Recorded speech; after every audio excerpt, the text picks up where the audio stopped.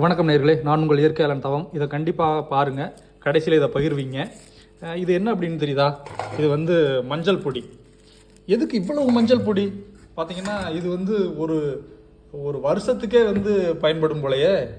ஒரு வருஷம் இல்லை, 2 வருஷத்துக்கு அப்படின்னு நினைக்கிறீங்க நீங்கள். இது பார்த்தீங்கன்னா ஒரு 2 கிலோ மஞ்சள் பொடி. இது ஒரு 2 வருஷத்துக்குலாம் நம்ம வச்சுருக்க முடியாது. இதை நாங்கள் நம்மளே மஞ்சள் வாங்கி அரைச்சிருக்கோம். எதுக்குன்னா, நம்ம இனிமேல் ஒரு 10 பேர் 5 பேர் சேர்ந்து மொத்தமாக பொடிகளை அரைச்சி பயன்படுத்தணும்.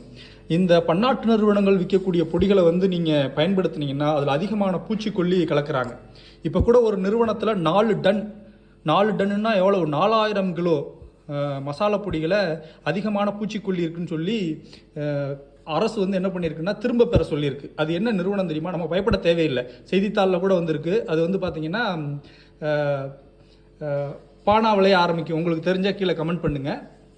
அப்படி இருக்கிறப்ப அதிகமான பூச்சிக்கொல்லிகள் கலக்கப்பட்ட பொடிகள் தான், சமையல் பொடி தான் வந்துட்டுருக்கு. அதனால் மஞ்சள் ஆரம்பித்து மிளகாயில் ஆரம்பித்து எல்லாமே நாம் என்ன பண்ணணும், ஒரு 5-6 குடும்பங்கள் சேர்ந்து இதை மாதிரி அரைச்சி நம்ம பிரிச்சுக்கிட்டோம்னா பூச்சிக்கொல்லி இல்லாத, ரசாயனம் கலக்காத சமையல் மசாலா பொடிகளை நம்ம பயன்படுத்த முடியும். எதிர்வரும் தலைமுறைகளை காப்பது நமது கடமை.